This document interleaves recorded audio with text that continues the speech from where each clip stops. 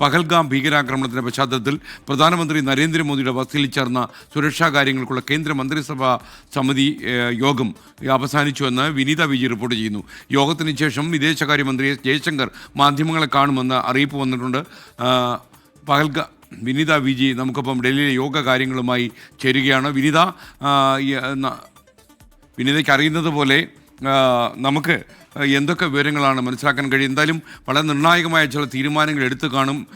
പാകിസ്ഥാൻ്റെ പിന്തുണയോടെയാണ് ഈ പഹൽഗാമിലെ ആക്രമണം നടന്നത് എന്ന കാര്യത്തിൽ രണ്ട് പക്ഷമില്ല. അതുകൊണ്ട് പാകിസ്ഥാന് കനത്ത തിരിച്ചടി നൽകണം എന്ന് തന്നെയാണ് കേന്ദ്ര സർക്കാരിൻ്റെ നീക്കമെന്ന് നമ്മൾ മനസ്സിലാക്കുന്നു.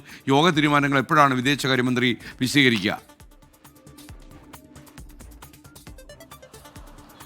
ഉറപ്പായും എസ് കെ, ഞാനിപ്പോൾ നിൽക്കുന്നത് പ്രധാനമന്ത്രിയുടെ വസതിക്ക് മുൻപിലാണ്. വലിയ സുരക്ഷാ ക്രമീകരണങ്ങൾ ഇവിടെ ഏർപ്പെടുത്തിയിട്ടുണ്ട്. ഇപ്പോൾ യോഗം അവസാനിച്ചിരിക്കുകയാണ്. വൈകിട്ട് 6 മണിയോടുകൂടി തന്നെയായിരുന്നു ഈ യോഗം ആരംഭിച്ചിട്ടുണ്ടായിരുന്നത്. എസ് ജയശങ്കർ യോഗത്തിൽ പങ്കെടുത്തിട്ടുണ്ടായിരുന്നു. ഒപ്പം തന്നെ കേന്ദ്ര ആഭ്യന്തരമന്ത്രി അമിത്ഷാ യോഗത്തിൽ പങ്കെടുത്തിട്ടുണ്ടായിരുന്നു. പ്രതിരോധ മന്ത്രി രാജ്നാഥ് സിംഗ് യോഗത്തിൽ പങ്കെടുത്തിട്ടുണ്ടായിരുന്നു. ഒപ്പം സുരക്ഷാ ഉപദേഷ്ടാവ് അജിത് ഡോവൽ അടക്കമുള്ളവർ ഈ യോഗത്തിൽ പങ്കെടുത്തിട്ടുണ്ടായിരുന്നു. പ്രധാനപ്പെട്ട വിഷയങ്ങൾ ഈ യോഗത്തിൽ ചർച്ചയായിട്ടുണ്ട്. അതിൽ ഏറ്റവും പ്രധാനം ഈ നിലവിലെ സ്ഥിതിഗതികൾ, ജമ്മു കാശ്മീരിലെ നിലവിലെ സ്ഥിതിഗതികൾ, ഇതിനോടകം തന്നെ സൈന്യം സ്വീകരിച്ച നടപടിക്രമങ്ങൾ ഉൾപ്പെടെയുള്ള കാര്യങ്ങൾ കേന്ദ്ര ആഭ്യന്തരമന്ത്രി അമിത്ഷാ യോഗത്തിൽ പ്രധാനമന്ത്രിയോട് വിവരിച്ചു.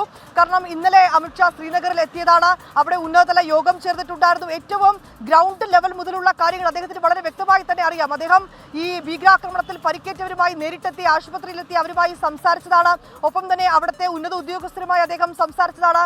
ജമ്മു കാശ്മീർ മുഖ്യമന്ത്രി ഒമർ അബ്ദുള്ളയുമായി അദ്ദേഹം കൂടിക്കാഴ്ച നടത്തിയതാണ്.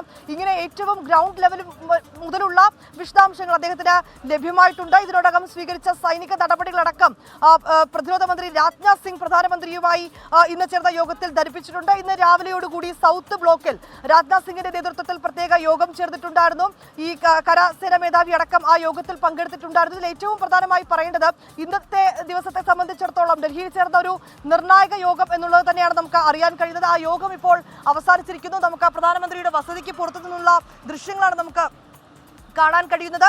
അല്പസമയം മുൻപാണ് യോഗം അവസാനിച്ചതിന് പിന്നാലെ മന്ത്രി രാജ്നാഥ് സിംഗ് പ്രധാനമന്ത്രിയുടെ വസതിയിൽ നിന്ന് ഇറങ്ങിയത്. അമിത്ഷാ ഇപ്പോഴും ഈ വസതിയിൽ തന്നെ തുടരുകയാണ്. നമുക്ക് ആ ദൃശ്യങ്ങളിലേക്ക് പോകുമ്പോൾ നമുക്ക് കാണാൻ കഴിയുന്നുണ്ട്. ഇപ്പോഴും അമിത്ഷാ പ്രധാനമന്ത്രിയുടെ വസതിയിൽ തന്നെ തുടരുകയാണ്. അല്പസമയത്തിനകം തന്നെ അമിത്ഷാ പുറത്തേക്ക് ഇറങ്ങും എന്നാണ് അറിയാൻ കഴിയുന്നത്. അതിനുശേഷമായിരിക്കും ഈ മാധ്യമങ്ങളെ കാണുക, പ്രസ് മീറ്റ് ഉണ്ടാവുക. ഇന്ന് ഈ യോഗത്തിൽ എന്തൊക്കെ നിർണായക തീരുമാനങ്ങൾ എടുത്തു എന്നുൾപ്പെടെയുള്ള കാര്യങ്ങളായിരിക്കും അറിയിക്കുന്നത്. ഇന്ന് രാവിലെ മുതൽ തന്നെ ചില നിർണായക വിവരങ്ങൾ നമുക്ക് ലഭ്യമായിട്ടുണ്ടായിരുന്നു. നയതന്ത്ര മേഖലകളിലേക്കടക്കം ഒരു കടുത്ത പ്രതിരോധം തീർത്തുകൊണ്ട് ഒരു കടുത്ത നടപടിയിലേക്കടക്കം ഇന്ത്യ കടന്നേക്കുമെന്ന സൂചനകൾ ലഭ്യമായിട്ടുണ്ടായിരുന്നു. അതിൽ ഏറ്റവും പ്രധാനപ്പെട്ടത് പാകിസ്ഥാനുമായുള്ള നയതന്ത്ര ബന്ധം വിച്ഛേദിക്കുമെന്നുൾപ്പെടെയുള്ള റിപ്പോർട്ടുകൾ നമുക്ക് ലഭ്യമായിട്ടുണ്ടായിരുന്നു. ഇസ്ലാമാബാദിലെ ഹൈക്കമ്മീഷൻ അടക്കാൻ ഇന്ത്യ ഒരുങ്ങുന്നതായിട്ടുള്ള റിപ്പോർട്ടുകൾ ലഭ്യമായിട്ടുണ്ട്. ഒപ്പം തന്നെ സിന്ധു നദീജല കരാർ റദ്ദാക്കിയേക്കുമെന്നുള്ള വിവരങ്ങൾ ലഭ്യമായിട്ടുണ്ടായിരുന്നു. ഡൽഹിയിലെ പാക് ഹൈക്കമ്മീഷനിലെ ഉദ്യോഗസ്ഥരെ പുറത്താക്കിയേക്കുമെന്ന് അടക്കമുള്ള അത്തരത്തിലേക്കുള്ള കടുത്ത നടപടിയിലേക്കടക്കം ഇന്ത്യ നീങ്ങുമെന്നുള്ള വിവരങ്ങളാണ് ലഭ്യമായിട്ടുണ്ടായിരുന്നത്. ഒപ്പം തന്നെ കർത്താർപൂർ ഇടനാഴി അടച്ചേക്കും, വ്യാപാര രംഗത്തും നിയന്ത്രണം ഏർപ്പെടുത്തിയേക്കും. ഇതിനുള്ള തീരുമാനങ്ങൾ ഇന്ന് ചേർന്ന ഈ യോഗത്തിൽ കൈക്കൊള്ളുമെന്ന റിപ്പോർട്ടുകളൊക്കെയാണ് പുറത്തു വന്നത്. ഇപ്പോൾ ഞാൻ പറഞ്ഞത് നയതന്ത്ര മേഖലയിലടക്കം കടുത്ത നടപടിയുമായി മുന്നോട്ട് പോകുന്ന കാര്യമാണ്. ഇതിന് പുറമെ പ്രതിരോധ തലത്തിൽ എങ്ങനെ തിരിച്ചടി നൽകാമെന്നുൾപ്പെടെയുള്ള കാര്യങ്ങൾ ഇന്ന് ചേർന്ന യോഗം ചർച്ച ചെയ്തിട്ടുണ്ട്. സൈന്യത്തിന് കൃത്യമായിട്ടുള്ള നിർദ്ദേശം നൽകിയിരിക്കുകയാണ്. ഈ പഹൽഗാമിലടക്കം സംയുക്ത സൈന്യത്തിന്റെ നേതൃത്വത്തിൽ തെരച്ചിലും പരിശോധനകളും ഒക്കെ തന്നെ പുരോഗമിക്കുകയാണ്. ഇതിനെതിരെ ഒരു ദയാദാക്ഷിണ്യവുമില്ലാതെ ഭീകരതയ്ക്കെതിരെ ഒറ്റക്കെട്ടായി നിന്നുകൊണ്ട് ഇന്ത്യയെ പിന്തുണയ്ക്കുമെന്ന മറ്റ് ലോകരാജ്യങ്ങളടക്കം അറിയിച്ചിട്ടുണ്ട്. ഇതുൾപ്പെടെയുള്ള കാര്യങ്ങൾ ഇന്ന് ചേർന്ന യോഗം ചർച്ച ചെയ്തിട്ടുണ്ടെന്നാണ് നമുക്ക് അറിയാൻ കഴിയുന്നത്. ഇനി അറിയേണ്ടത് ആ നിർണായക തീരുമാനങ്ങൾ, പ്രധാനമന്ത്രിയുടെ അധ്യക്ഷതയിൽ ചേർന്ന യോഗത്തിലെ നിർണായക തീരുമാനങ്ങൾ എന്താണ് എന്നുള്ളതാണ്. അത് വിദേശകാര്യ മന്ത്രാലയത്തിന്റെ വാർത്താ സമ്മേളനം ഉണ്ടാകുമെന്നാണ് അറിയിച്ചിരിക്കുന്നത്. പക്ഷേ ആദ്യഘട്ടത്തിൽ പറഞ്ഞത് വൈകിട്ട് ഒരു 7 മണിയോടുകൂടി അദ്ദേഹം ജയശങ്കർ മാധ്യമങ്ങളെ കാണുമെന്നാണ് അറിയിച്ചിട്ടുണ്ടായിരുന്നത്. പക്ഷേ ഈ വാർത്താ സമ്മേളനം ഉണ്ട് എന്ന് അറിയിക്കുമ്പോഴും ഒരുപക്ഷെ ജയശങ്കർ തന്നെ മാധ്യമങ്ങളെ കണ്ടേക്കുമോ എന്നുള്ള കാര്യത്തിൽ ഒരു സ്ഥിരീകരണം കൂടി ഉണ്ടാകേണ്ടതായിട്ടുണ്ട്. ഏതാണെങ്കിലും ഇന്ന് ഈ യോഗത്തിൽ കൈക്കൊണ്ട നിർണായക തീരുമാനങ്ങൾ അത് മാധ്യമങ്ങളെ അടക്കം അറിയിക്കും എന്ന് പറയുന്നുണ്ട്. ഒപ്പം ഇപ്പോൾ നമ്മൾ നിൽക്കുന്ന പ്രധാനമന്ത്രിയുടെ വസതിയിൽ ഇപ്പോഴും അമിത്ഷാ തുടരുകയാണ്. S K.